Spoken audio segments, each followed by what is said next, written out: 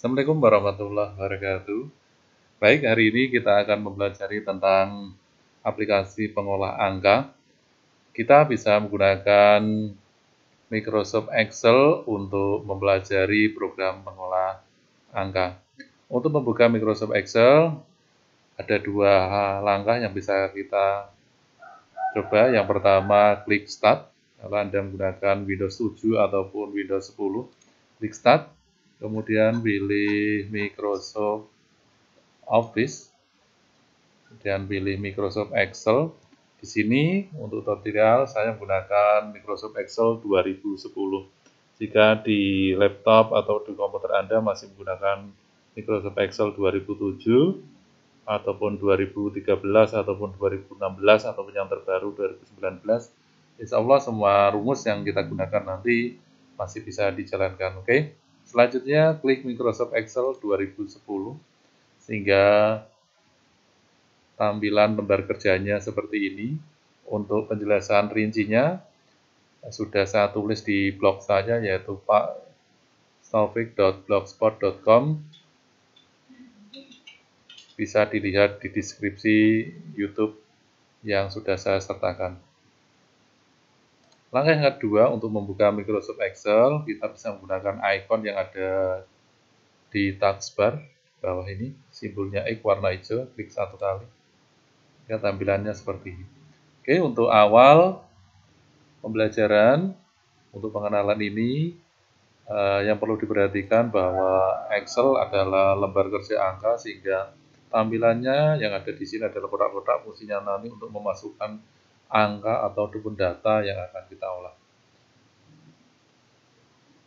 Di sini ada A, B, C, D, E, dan seterusnya. Ini sebagai penunjuk kolom, sedangkan 1, 2, 3, 4, 5, dan seterusnya ini penunjuk baris. Pertemuan antara kolom dengan baris ini disebut dengan sel. Ini yang saya tunjuk sini sel. Kita bisa melihat sel berapa. Ini kita lihat ini C dulu irisan dengan baris 3 ataupun di sini di menemboknya di sini ada C3. Oke. Hari ini kita akan mempelajari tentang operator matematika, yaitu penjumlahan menggunakan simbol plus, pengurangan menggunakan min, terus perkalian menggunakan bintang, sedangkan pembagian bisa menggunakan tanda garis miring. Oke. Untuk contoh, kita klik pada sel B2, misalkan seperti ini, mau kita ketik nomor. Untuk pindah ke halaman atau untuk pindah ke sel maksud saya, kita bisa menggerakkan mouse-nya kita ke kiri ataupun ke kanan sesuai dengan kebutuhan. Ataupun kita bisa menggunakan salah satu tombol pada keyboard, kita bisa menggunakan tab untuk pindah ke kanan satu sel ataupun ya satu garis, atau kita bisa menggunakan tanda panah ke kanan untuk bergeser. Oke, setelah nomor kita ketik misalkan nilai A, tab satu kali, kita ketik nilai B, terus kita akan menjumlahkan di sel berikutnya.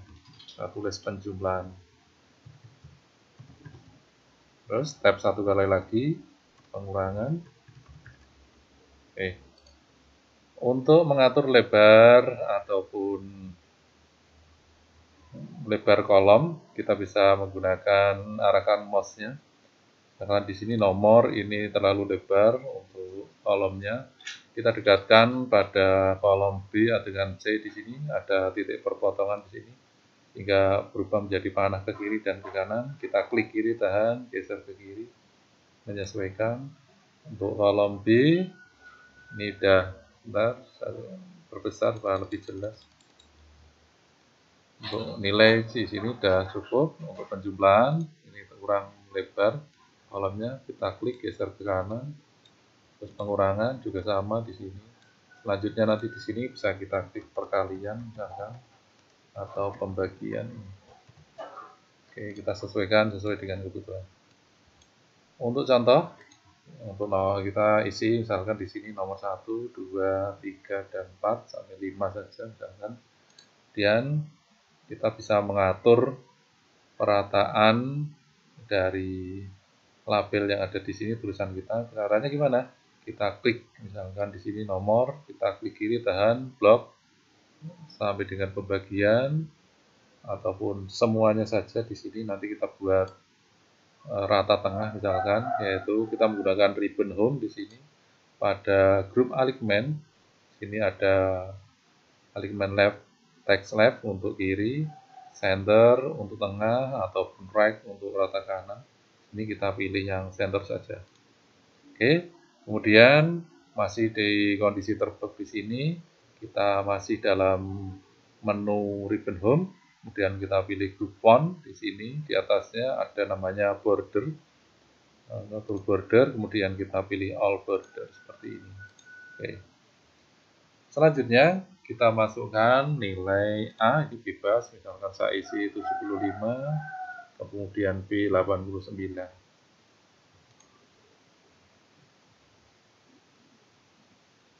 Untuk penjumlahan kita akan menggunakan operator matematika plus ya. Perlu diingat bahwa untuk Excel setiap rumus selalu diawali dengan tanda sama dengan. Nah, ketikkan dulu sama dengan ya, 75 ini bukan 75 yang ditambahkan nanti, tetapi posisi 75 ini berada di sel apa? Ya, betul sekali. 75 ini berada di sel C3. Kemudian kita tambahkan operator matematika plus untuk penjumlahan. Terus kita tambahkan 89. Ini di keterangan nilai B berada di sel D3. Kemudian tekan enter. Oke.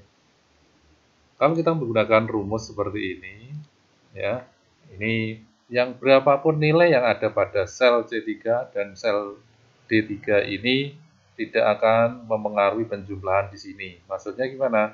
Karena yang kita masukkan adalah nilai atau selnya, sehingga berapapun nilai A ataupun nilai B nanti otomatis pada penjumlahan di sini akan berubah. Ini contohnya seperti ini. Misalkan di sini 75 ditambah nilai B 89 hasilnya 164. Misalkan kita rubah menjadi 90 nilai A. Nah, ini otomatis berubah di sini. Untuk ngecek lebih mudah, misalkan ini 90 plus 90 ini hingga 180. Selanjutnya untuk pengurangan kita menggunakan operator min sama dengan misalkan nilai A tadi, misalkan untuk pengurangan ini sebagai contoh nilai A dikurangi dengan nilai B. Oke, 90 ini ada di nilai A, sebentar untuk membedakan ini supaya tidak sama, saya rubah saja. Oke. Nah, sama dengan nilai A 90 berada di sel C3 dikurangi 78, nilai B berada di sel D3. Kemudian enter.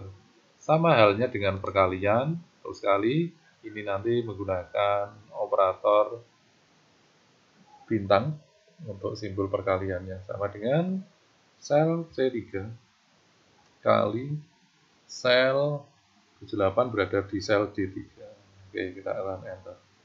Sedangkan untuk pembagian sama tadi, kita menggunakan garis miring sel C3 garis miring ya, dibagi dengan sel 78 berada di sel D3.